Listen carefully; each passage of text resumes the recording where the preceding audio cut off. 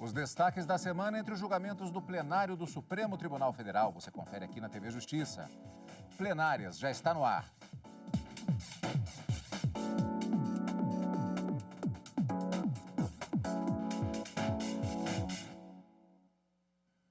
Hoje, com os principais momentos das sessões dos dias 24 e 25 de novembro de 2021, marcando assim, Karina, a finalização dos trabalhos do plenário neste penúltimo mês do ano de 2021, a partir da próxima semana, já nos encaminhando para os últimos julgamentos, e também uma semana marcada por aquela dinâmica que é muito comum do plenário do Supremo Tribunal Federal. Julgamentos que geram grandes debates, muitas sustentações orais e, portanto, a expectativa de um julgamento, digamos assim, mais picado, a longo prazo, com as respectivas fases processuais sendo apresentadas ao longo das sessões. 2 julgamentos assim dessa forma tiveram a sua continuidade no plenário do Supremo, com a perspectiva de continuidade ainda. Muitos debates, muitos argumentos apresentados. Cadu, essa tem sido a dinâmica dos atuais e dos anteriores presidentes do Supremo Tribunal Federal, evitando de que essas sessões plenárias se prolongassem noite adentro, como a gente já participou, inclusive, de alguns julgamentos que duraram até 1h da manhã. Me recordo da gente saindo aqui da TV Justiça a altas horas. Mas quando dá o horário de 6 horas, eventualmente, o ministro Luiz Fux suspende a sessão e o julgamento, a depender de como já estiver a votação, para a retomada na sessão plenária seguinte. Assim o foi, como você disse, nos 2 julgamentos que foram destaques no plenário do Supremo Tribunal Federal, tanto na quarta como na quinta-feira.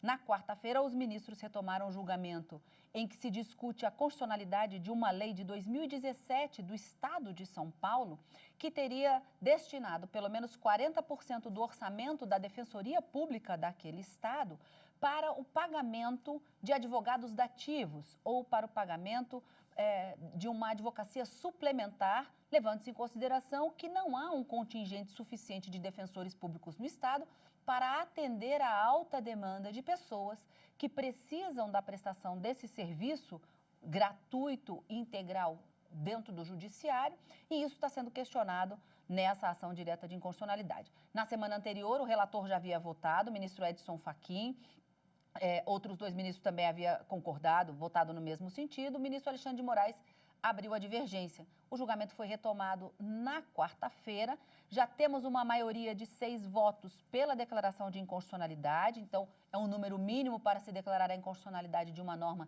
e retirar dela a sua eficácia, mas o julgamento ainda não foi finalizado em razão de um pedido de vista do ministro Gilmar Mendes. Então, podemos já dizer que a norma vai ser declarada inconstitucional? Não. Até o resultado final, até a proclamação do resultado, a lei continua válida, produzindo os seus efeitos. Essa destinação e essa vinculação desse percentual está mantido, porque não houve medida cautelar deferida. Os ministros estão analisando o pedido diretamente no mérito.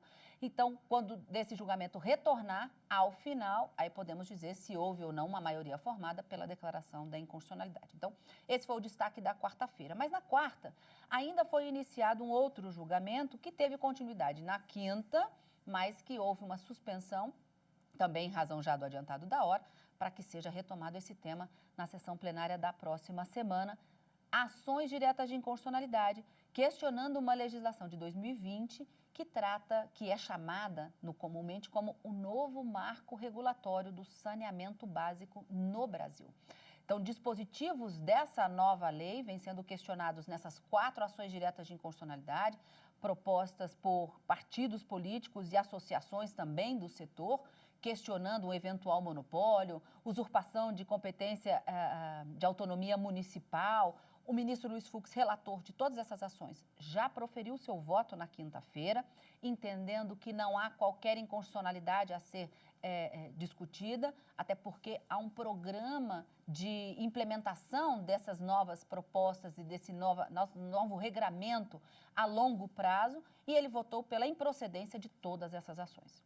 O ministro Nunes Marques começou a votar na quinta-feira, mas o julgamento foi suspenso para que ele retome o seu voto na próxima semana, porque ele disse que o voto dele é alongado. Então, ele apresentou apenas parte do voto para que isso seja retomado na próxima semana. Acredito que saneamento básico deve ser o tema, sem dúvida alguma, um tema importante que acaba atingindo pessoas de todo o Brasil, não só de municípios, né? Mas, como disse o ministro Luiz Fux, saneamento básico tem a ver com saúde, saúde tem a ver com vida. As vidas devem ser protegidas, um tema de alta relevância. Vamos aguardar como será o julgamento na próxima semana acerca desse tema também. Mas esses foram os dois grandes destaques desta semana no plenário do Supremo Tribunal Federal. Pois é, as chamadas sessões presenciais, que vamos ver os destaques ainda nesta edição. E agora é hora da gente conferir também a movimentação que aconteceu no chamado plenário virtual.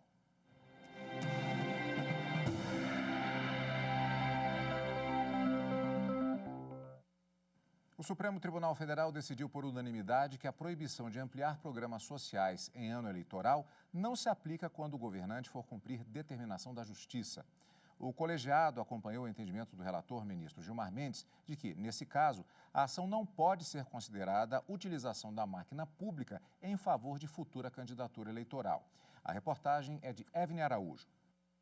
Segundo o voto do ministro Gilmar Mendes, para atender a uma decisão judicial, o governo pode ampliar as políticas sociais sem necessidade de observar as restrições previstas para um ano de eleições. Segundo ele, a medida não viola o bem jurídico tutelado pela norma de igualdade de oportunidades entre os candidatos.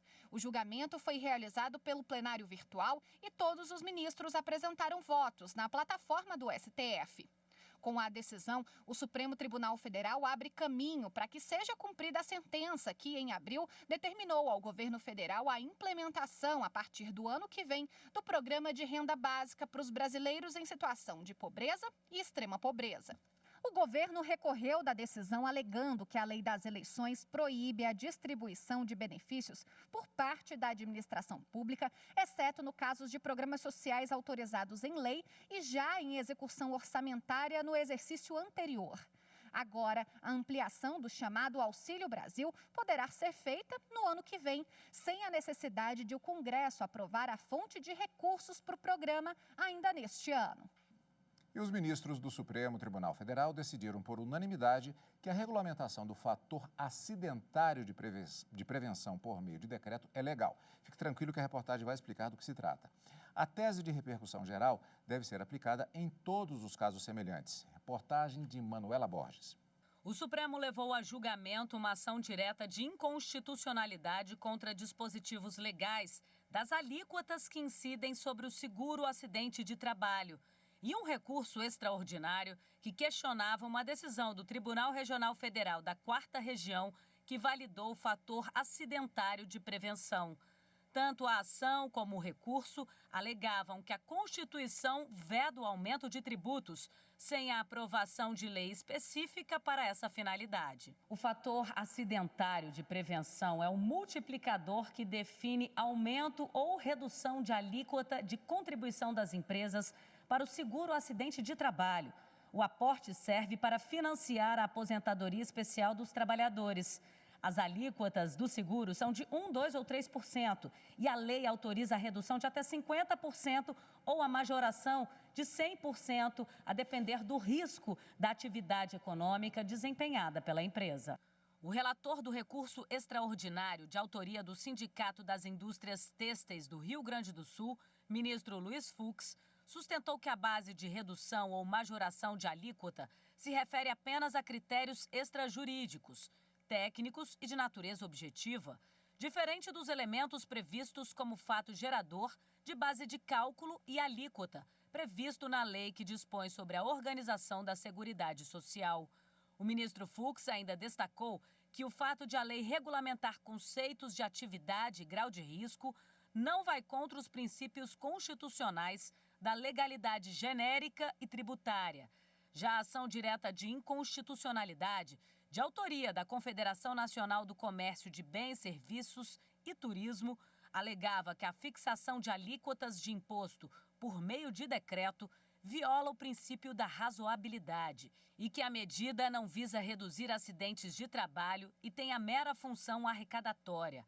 O relator da ADIM, ministro Dias Toffoli, entendeu que a norma questionada é condizente com o sistema jurídico de tutela e age como forma de proteção do empregado no ambiente de trabalho.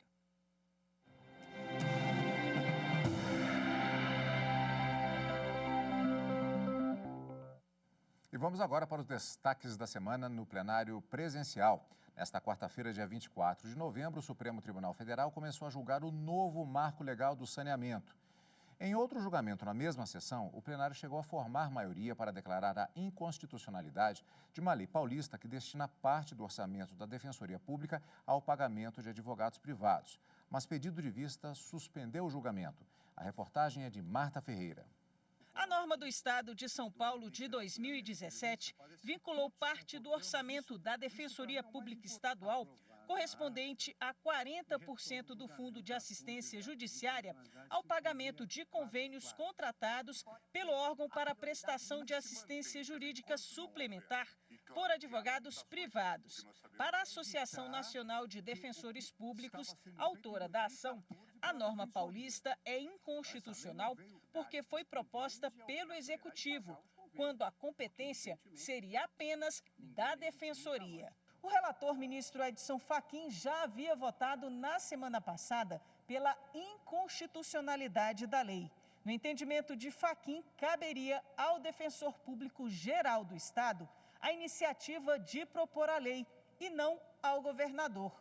Para o ministro, a norma interferiu na gestão da instituição. Entendo que a destinação por lei de percentual do Fundo de Assistência Judiciária para a prestação de assistência judiciária suplementar equivale na prática à mutilação da autonomia funcional da Defensoria Pública. O voto dele foi seguido pelos ministros Nunes Marques, Rosa Weber, Carmen Lúcia, Dias Toffoli e Luiz Roberto Barroso. Que eles tentaram resolver o problema do pagamento dos convênios, criando uma vinculação que a Constituição veda.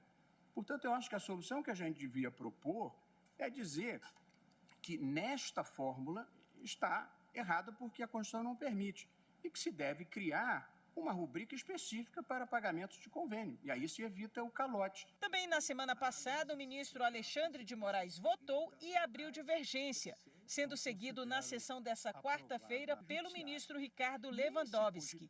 Moraes entendeu que não há invasão de autonomia financeira, porque não é retirado dinheiro das fontes primárias, mas do Fundo de Assistência Judiciária.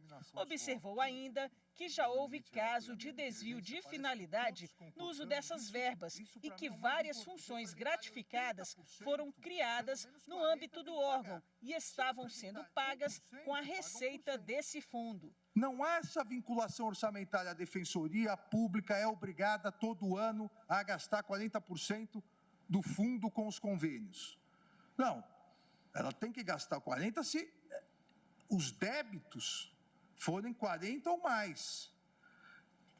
E até agora, em nenhum ano, desde a lei, foi isso. Pedido de vista do ministro Gilmar Mendes suspendeu o julgamento. A seguir, os comentários sobre esta sessão da quarta-feira. É o que nós vamos conferir depois do intervalo e ainda com os destaques da sessão plenária da quinta-feira no plenário do Supremo Tribunal Federal. Daqui a pouquinho.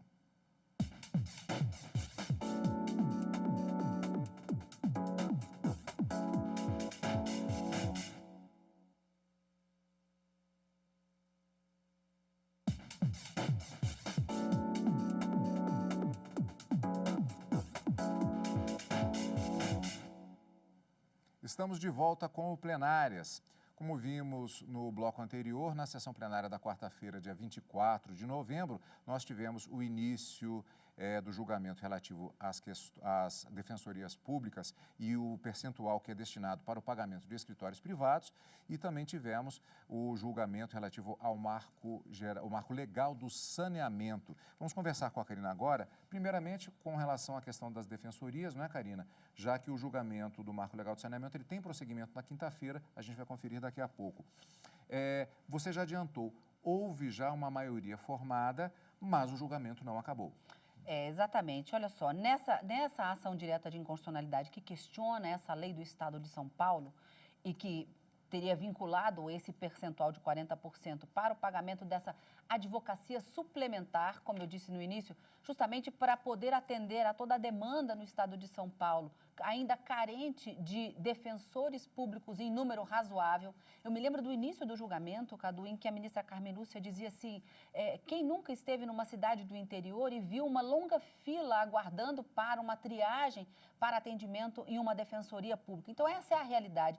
Eu não diria só do estado de São Paulo, mas de todos os estados da federação, e no estado de São Paulo essa legislação veio justamente para poder atender a essa demanda, podendo haver, então, a celebração desses convênios com esse fundo de assistência judiciária, então, destinando esses 40% do FAGE, que é o chamado Fundo de Assistência Judiciária, para a contratação dessa advocacia suplementar. Seria uma advocacia dativa, mas remunerada com esse percentual. O que se alega aqui é que estaria havendo uma intervenção do Estado nessa autonomia orçamentária da Defensoria Pública. E o que se argumenta é que o Supremo já teria, em outra ação direta de inconstitucionalidade, firmado o entendimento de que essa autonomia orçamentária é constitucional e que, portanto, estaria havendo uma violação, não só da decisão do Supremo, mas também da Constituição.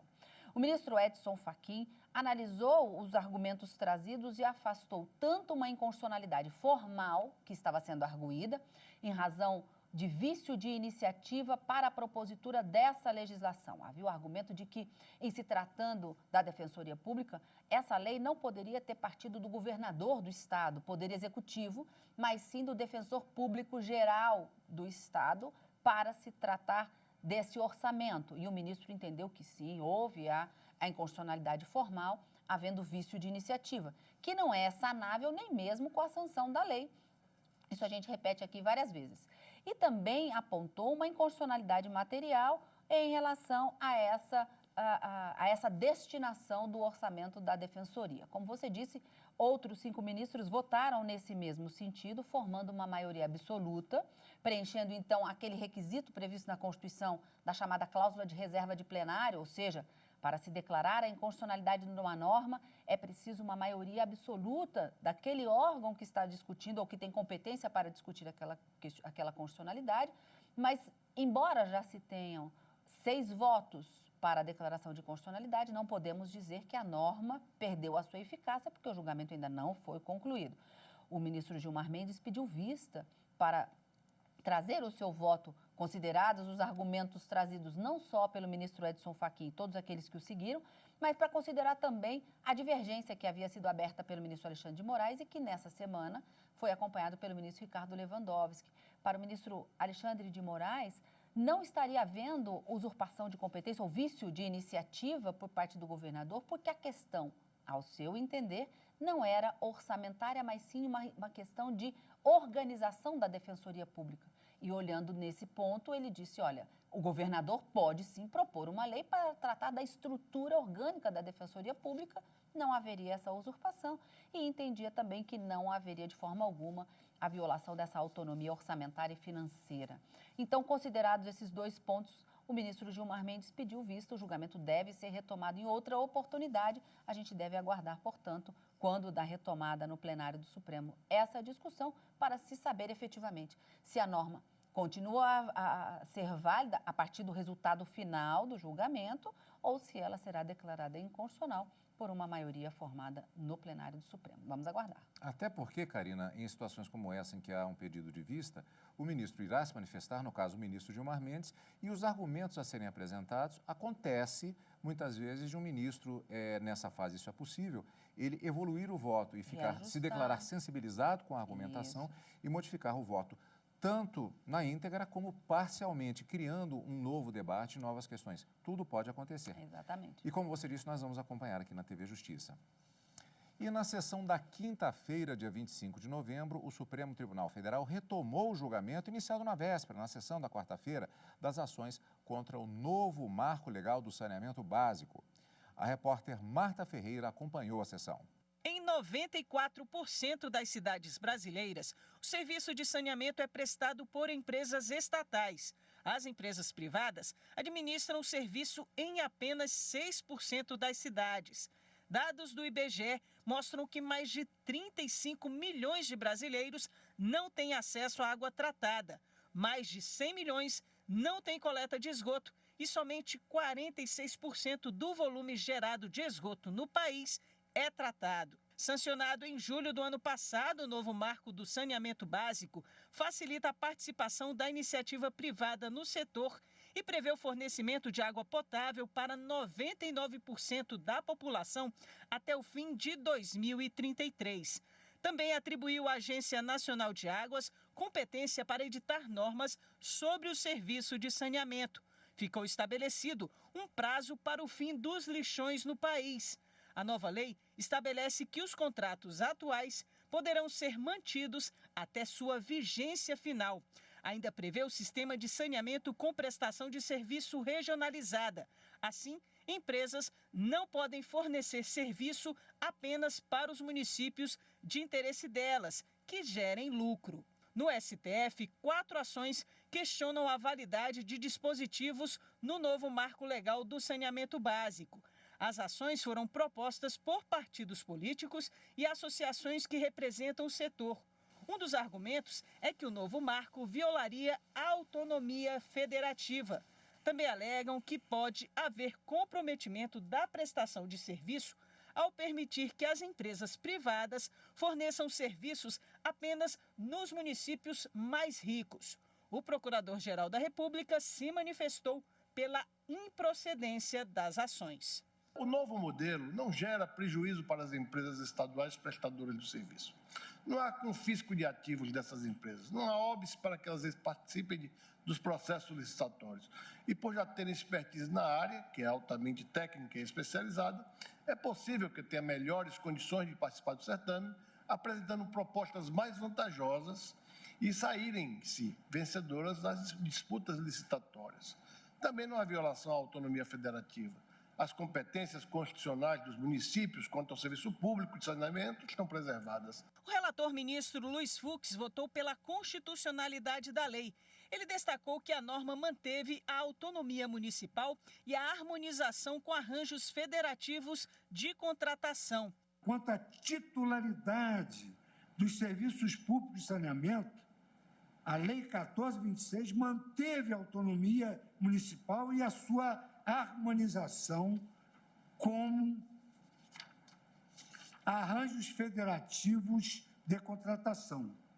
Porém, o marco regulatório consolidou proposta inovadora para os instrumentos de cooperação interfederativa, movido não só pelas experiências regulatórias das últimas décadas, mas também pela busca de sustentabilidade econômico-financeira e viabilidade dos vínculos de parceria entre a administração pública, com o poder concedente, e os agentes econômicos, as concessionárias. Para Fux, a lei não pretende impor a um único município todos os custos de transação envolvidos com contratos de concessão e veio para tentar minimizar a falta de acesso ao saneamento básico, que é uma questão essencial para a saúde. O acesso à água potável é uma utilidade pública primordial à vida e à saúde, mas também é fator crítico para o uso racional de recursos hídricos. Por oportuno, eu destaco que a presente decisão ela impactará diretamente a concretização do Objetivo de Desenvolvimento Sustentável, ODS número 6, da Agenda 2030 das Nações Unidas, que anuncia o compromisso de assegurar a disponibilidade e a gestão sustentável de água e saneamento para todas e todos. Pois é, Karina, como você bem disse, é uma questão muito importante que atinge a todos, uma questão de saúde, particularmente isso ganha um reforço numa época de crise sanitária como a que temos enfrentado e se não tem uma relação direta com a pandemia da Covid, mas tem uma relação direta com saúde de qualquer maneira. E essa dinâmica do plenário, do voto ele ser interrompido num determinado momento para continuidade posterior, é uma prática muito comum, inclusive aconteceu na semana anterior. Nas semanas anteriores, na verdade, com voto da ministra Rosa Weber, que ele foi iniciado num determinado momento, parou-se num tópico específico e continuidade na sessão posterior. É o que nós teremos agora na continuidade desse julgamento. O voto do ministro Nunes Marques está previsto para ser retomado na próxima semana, a partir do momento em que ele parou efetivamente nesse julgamento. Mas aqui, com relação ao voto do ministro Luiz Fux, em que ele rebateu diversos dos argumentos trazidos como para se declarar a inconstitucionalidade, eu fiz algumas anotações. O ministro, ele afastou qualquer alegação de violação da competência ou da autonomia municipal, a previsão de regras estabelecendo normas de integração compulsória de regiões metropolitanas estabelecidas pelo Estado. Para ele, não há qualquer violação do Pacto Federativo ou dessa autonomia municipal, fazendo valer, portanto, a norma e considerando isso constitucional. Ele estabeleceu também que, quanto aos custos dos serviços, e para trazer tarifas mais módicas, né, o que se fala na modicidade das tarifas, um valor mais acessível a toda a população, não só a população mais carente, mas principalmente essa população, para que haja o saneamento e ele seja levado para todos, considerou que esses arranjos federativos, da forma como estabelecido na lei, foi um trunfo e que não há qualquer tipo de inconstitucionalidade a ser declarada também, inclusive em relação às competências regulatórias da ANA, a Agência Nacional de Águas e Saneamento Básico. Então, ele refuta todos esses argumentos, estabelecendo essa necessidade vinculada diretamente com a saúde da população, em razão dessa importância desse novo marco legal, e declara a improcedência de todas essas ações diretas de inconstitucionalidade. Algumas delas, inclusive, Cadu, havia pedido genérico, dizendo que toda a lei deveria ser declarada inconstitucional, não preenchendo aquele requisito necessário para se apontar o confronto do dispositivo com a Constituição, mas o ministro, ainda assim, prosseguiu no julgamento para declarar improcedentes todas essas ações diretas de inconstitucionalidade. Vamos aguardar como será o resultado final desse julgamento, cuja promessa é de retomada na semana seguinte. E, claro, você continua acompanhando o julgamento aqui na TV Justiça, o que significa que já temos encontro marcado com mais julgamentos do plenário do Supremo Tribunal Federal. Agora, Karina, o encontro com você fica adiado por algum tempo, porque você agora vai usufruir de um período de férias. Como temos o período de Natal e Ano Novo na sequência, o seu retorno será posteriormente. Na semana do Ano Novo eu já estou de volta, mas as sessões plenárias do Supremo você continua acompanhando aqui todas as quartas e quintas-feiras com o Cadu. Volto só no ano que vem, Cadu. Maravilha, Karina. Aproveita. A gente merece, com toda certeza. E você acompanha o Plenárias aqui na TV Justiça, na Rádio Justiça e também pelo YouTube. Obrigado, como sempre, pela sua companhia. E continue conosco aqui, na TV Justiça.